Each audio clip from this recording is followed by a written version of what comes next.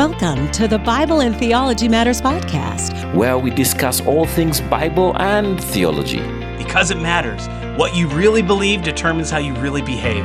Now, here is your host, Associate Professor of Bible Exposition at Dallas Theological Seminary and Professor of Bible and Theology for the National Theological College and Graduate School, Dr. Paul Weaver.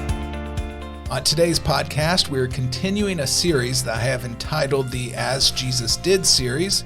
We're investigating the life, conversations, and teachings of Jesus as it relates to discipling, leading, and teaching. Last week, we discussed the subject of leading as Jesus led, and before that, discipling as Jesus discipled. In today's podcast, we're going to discuss the subject of teaching and seek to learn from the master teacher about teaching as Jesus taught. And to discuss this subject, I am pleased to have a colleague and subject material expert with me here, Dr. Jay Sedwick. Dr. Sedwick has over 40 years of youth ministry experience combined with 24 years of faculty service. He has served as president of the board of the Society of Professors in Christian Education. He also serves as vice chairman of the board for World Link Ministries, an evangelistic, church planting, and pastoral training ministry around the world. He has a Bachelor of Science from Penn State University, a Master of Theology from Dallas Theological Seminary, a Master of Arts from Southwestern Baptist Theological Seminary, and a PhD also from Southwestern Baptist Theological Seminary. Dr. Sedwick, welcome to the Bible and Theology Matters podcast. Thank you. I appreciate the opportunity to be here with you today. Well, as I mentioned earlier, in this podcast, we are going to talk about teaching as Jesus taught. We're going to discuss some of Jesus's teaching techniques at a group level and also on an individual level. So let's start out by discussing his teaching on an individual level. And to do so, I'd love to talk about Jesus' teaching of Nicodemus in John chapter 3 and his teaching of the Samaritan woman at the well in John chapter 4. Dr. Sedwick, would you set the stage by reminding our listeners who Nicodemus was? Absolutely. As you read the story, you encounter this man named Nicodemus, and he was a member of the Sanhedrin, which made him pretty significant in the city of Jerusalem. There were 70 men that were selected to be a part of this governing board. It's kind of like the Supreme Court in a way of the town or the religious order. People would bring cases and things that they needed to have disputed to the Sanhedrin to make these decisions. So Nicodemus had a very, very significant role in Judaism and in Jerusalem specifically. He was also a Pharisee, so he was trained a certain way in terms of his rabbinical background and his knowledge of the entire Old Testament and all the history and the culture that went into that. You could literally say that Nicodemus was a member of the elite in the city of Jerusalem and technically in all of Israel. Well trained. Absolutely. He was the one that had the answers to the questions. He's not the one asking the questions. Now, would you tell us what we know about the Samaritan woman at the well? Well, the Samaritan woman at the well in John 4 is an incredible contrast. The two stories, it's interesting that they're right next to each other in John's gospel because they are so very opposite in terms of the characters themselves. The Samaritan woman came from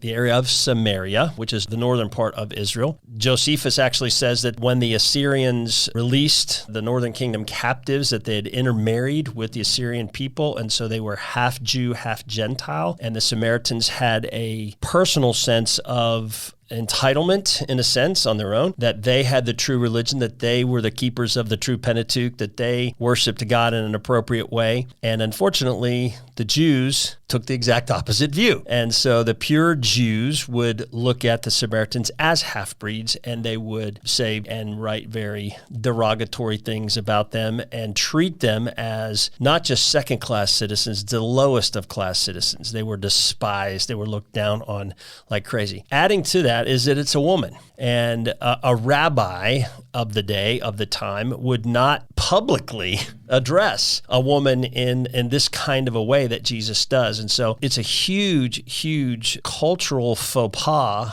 religious faux pas. It's just not done where Jesus would talk to, number one, a Samaritan, and number two, a Samaritan woman. Two huge strikes against Jesus in actually engaging her. And so he's willing to breach these. It's interesting as Jesus makes his way down to Jerusalem from the region of Galilee. Galilee, and probably commonly in those days, they would cross over or go beyond the Jordan, go along the Jordan, come back over through Jericho down to Jerusalem to avoid going through Samaria. That's correct. In fact, the disciples said to him, wait a minute. And he goes, no, we're going to go through Samaria. They were like, what? I'm sure that kind of threw them because they had been enculturated their entire lives to, I would say, hate the Samaritans. I mean, it wasn't just like, oh, we don't really like these people. No. They hated the Samaritans. They don't have anything to do with them. They worshiped two different places. Exactly. It was a rival. It was a rival religion in many ways. Even though it was very similarly Judaism, it was still different locations. We have the true Pentateuch. Your Pentateuch is corrupted. Those kinds of things. I think we get a little story glimpse of that with going through that area. And in Samaria, there is a time where the disciples were looking for a place to stay, and they weren't given that place to stay. And what the sons of thunder, James and John, said, should we just call down lightning to destroy this household that want to be hospitable towards us? Yeah, that comes out. They're I don't want to say training, but in a sense they were trained to think that way and to believe that way. And there's a lot of lessons there for us today and how we think about people that are different than we are, people that have different perspectives. We don't necessarily have to agree with what they say or validate their perspective necessarily, but they're created in God's image. They're loved by God, and we need to love them as well, just like Jesus demonstrated incredible love for both Nicodemus and the Samaritan woman. So these two people, Nicodemus and the Samaritan woman at the well, could not be more different, as you absolutely. They're on opposite ends of the societal spectrum. Nicodemus would have been at the top. I mean, he is part of the Sanhedrin, highly respected, probably wealthy. And you have a Samaritan woman who, as we find out from the story, is on her fifth, not spouse, 4 husbands, and now this last one, not her spouse, as Jesus revealed, probably very poor, uneducated, in a very disadvantaged situation, complete opposite ends of the spectrum. That's why I think it's kind of interesting that they're right next to each other in terms of the way John presented his argument. John seems to have a reason for that. I think so. Let's talk about the setting or the context in which these two conversations take place. Mm-hmm. From what we know from the text, we believe that Nicodemus approached Jesus in the evening, kind of in the cover of night. He was very leery of this getting out. He was, in a sense, taking a risk for him to come to Jesus and talk to Jesus, because obviously his colleagues, except for Joseph of Arimathea, very much against what Jesus was doing. And so for Nicodemus to be pondering these things and thinking about possible truth that Jesus was speaking, the demonstration, Nicodemus says, we know that you have to come from God because of the things that you're doing. How can we possibly deny that? So he was motivated, and I believe the Spirit of God was working in his heart. But he did come in the cover of night. It was a private meeting. It was just the two of them, so that Nicodemus, who was supposed to have all the answers, needed to ask some questions. The Samaritan woman was an outdoor setting, daylight in the open. She did not intentionally come to Jesus. Jesus intentionally came to her. There's a difference right there. He actually sent the disciples on their way to go get some food, to provide them with what they were going to need, and he, I think, divinely orchestrated this interaction with the Samaritan woman at the well on purpose. But it was also very open, very public. At the city well, she comes later in the day when all the other people that are not of her caste, so to speak, had already gotten their water and were gone, so that she didn't have to interact with those folks. Hot, right? It was very hot. Not the time of day that you would go draw water out of the well. That is correct. So he sends the disciples away. They come back, and they actually see him interacting with her. And it just blows their categories. They don't know what to do with that. Because again, those two things. She's a Samaritan. What does he have any business whatsoever talking to her? She's a woman. Again, you don't do that. That's beneath any man in Israel who's a Jew. But of course, this man who is the leader, who is the one that we think is the Messiah, there's no way. So he is destroying, in many ways, their preconceptions, their stereotypical perspective on things, and demonstrating true and genuine love and care for people who need to know who he is.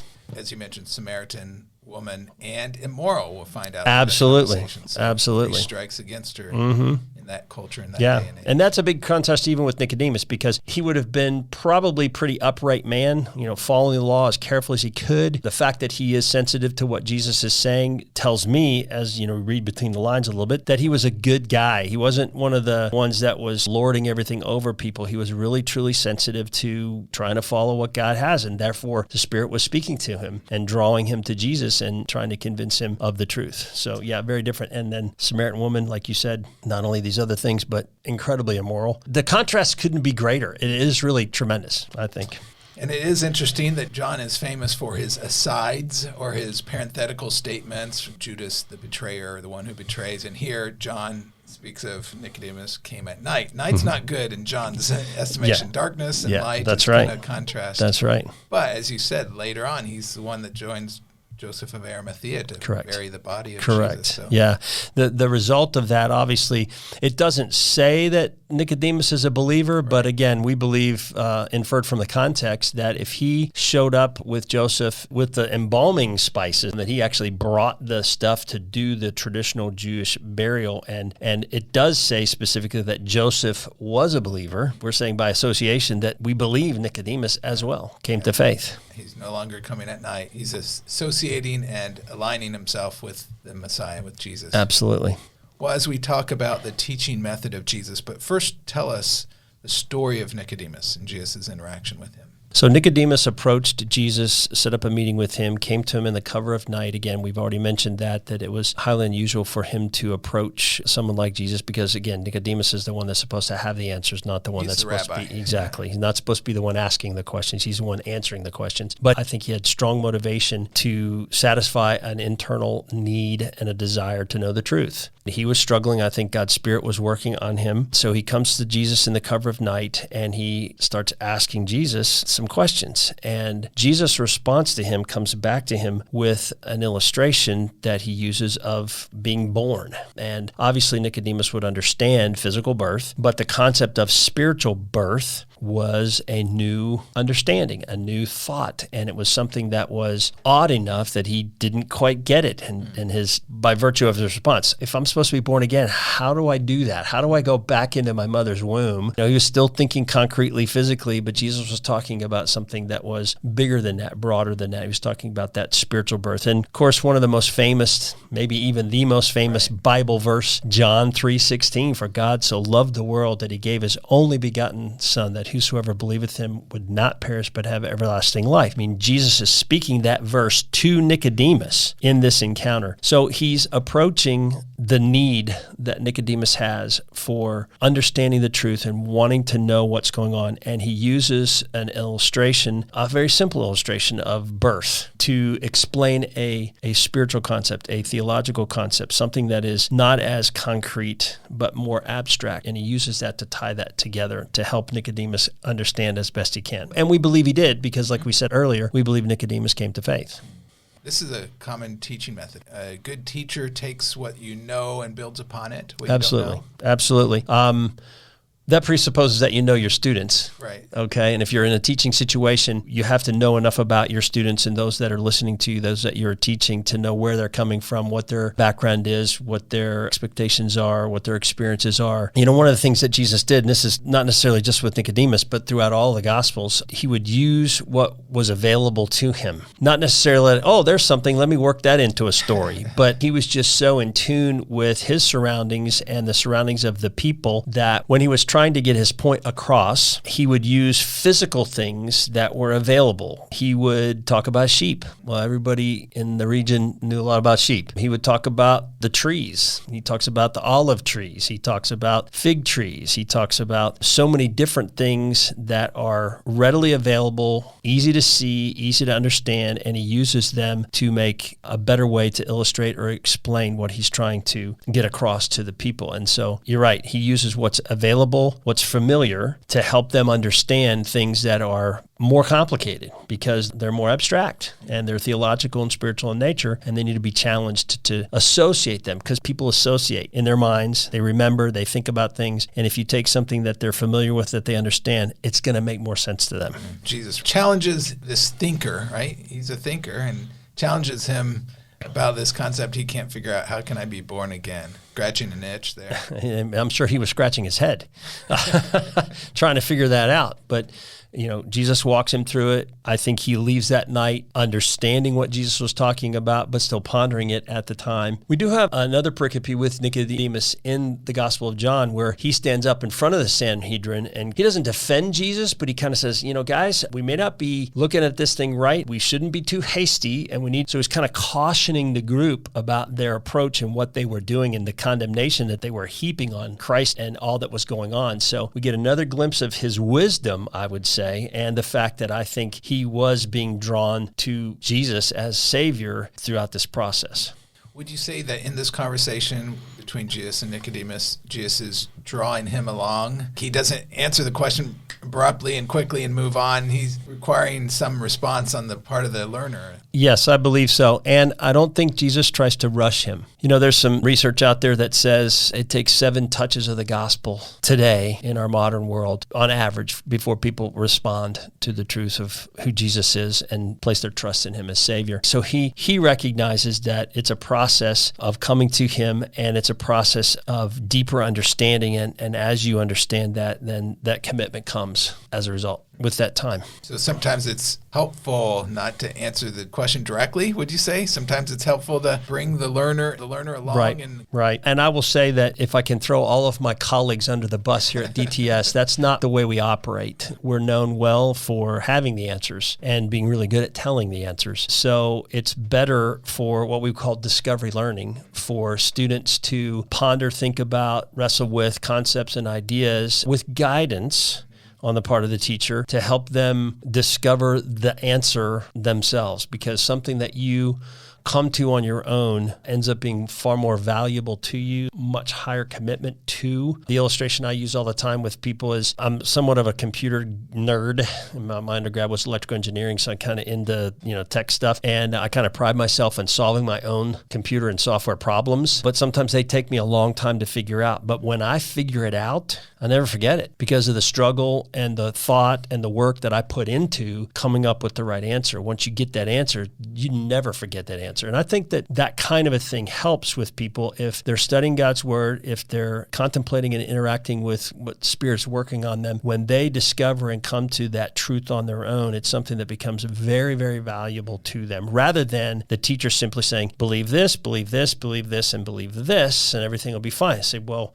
why? Why should I believe those things? Are those things true? And they need to be guided in the process, I think, so that it becomes, we talk about this in youth ministry, it becomes owned. It's something that I believe it because my pastor told me, or I believe because my Sunday school teacher or my Bible study leader told me. I believe because I know it's true. I've studied it, I've discovered it, and I know it's true for myself. I own it. That's very important. So I taught 18 to 25-year-olds for about 18 years, and always felt like I was having to help reprogram them in the sense that help them to think, because they've been taught to be passive learners. And I think some of our high schools don't teach you to think, they teach you to receive information. So we're talking about not a passive listener, but an active participant and learner. Yeah, absolutely. This might get a little technical, but we talk about in terms of learning theory, specifically in the cognitive domain, that there are different levels of cognitive function, cognitive understanding, cognitive manipulation in terms of concepts in your head and the way you think about things. And the lowest one on the rung, and it's a hierarchy in a sense, the lowest one on the rung is what we would call knowledge.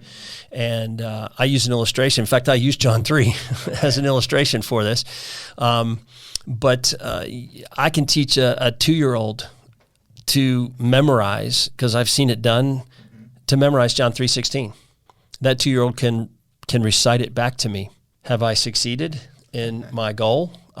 Well, they probably cannot at 2 years old understand the concepts at all. They're good at repeating or regurgitating things that they've been told to say, so to speak. Very different from comprehending what John 3:16 really means, which is higher order thinking on the cognitive scale. And so it's very important to make sure that we're not just getting people to recite and repeat things that we've told them, because if they don't truly understand it, if they don't have a level of comprehension, if they're not climbing up in that hierarchy, so to speak, that cognition hierarchy, then it's not something that they own. And unfortunately, So much of the teaching that we do, almost across the board, unfortunately, is at that knowledge level. Here is a list of facts and figures. Here is a list of specific things. Here is even just a story. Learn this story. Well, what does the story mean? What's in that story? Why did God use that story? Why did God tell that story for us to know? And if you can just repeat it, you can be a really, really well-educated and knowledgeable Bible, even a Bible scholar, and still be a pagan, still not know anything because you don't own it. In just a moment, we're going to continue the Bible and Theology Matters podcast. But first, our missions moment of the week. Today's testimonial is from a pastor in the Middle East who is a student at the National Theological College and Graduate School. For his protection and that of his congregation, we have edited out names and places. But he's working among a very special people group in the Middle East called the Druze. Please join me as we listen in. I'm the pastor of all the members are from Sunni's background. Father was Lebanese, my mother was Egyptian, a Sunni. The character of Jesus has captured my heart. I turned to be a Christian believer, and I started my first Bible study when I was 19 years old. I started bit by bit declaring my faith and sharing it with people around me. Persecution happened to my life several times. I faced many difficulties, but the Lord was there all with me and helped me to plant the first ever church in the area. We don't have any other churches, and now the church is 9 years old. We are happy that the Lord is bringing lots of people to Him. I enrolled to be a student in NTCGS to help myself to get equipped and sharpened for the ministry. I'm thankful that the Lord have gave me this opportunity, really ready for the name of the Lord to be glorified in all the Middle East. The National Theological College and Graduate School is a strategically placed school with 3 campuses in the Middle East and 1 in East Africa. To learn more about how you can partner with NTCGS in equipping future leaders of the Church of Jesus Christ like this pastor in Syria, Egypt, Lebanon, Jordan, and East Africa, please visit ntcgs.org. That's ntcgs.org. Now, let's return to our conversation with Dr. Jay Sedwick.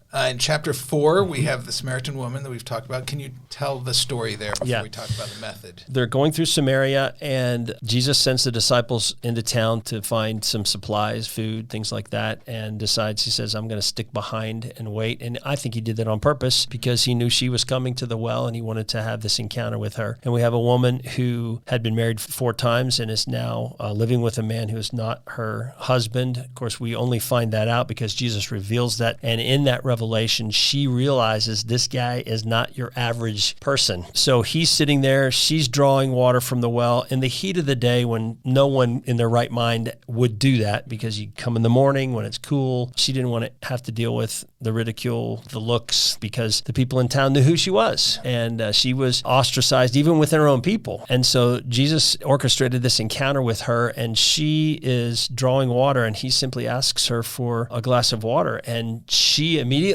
knowing the sociological mistakes that Jesus is committing right now. Whoa.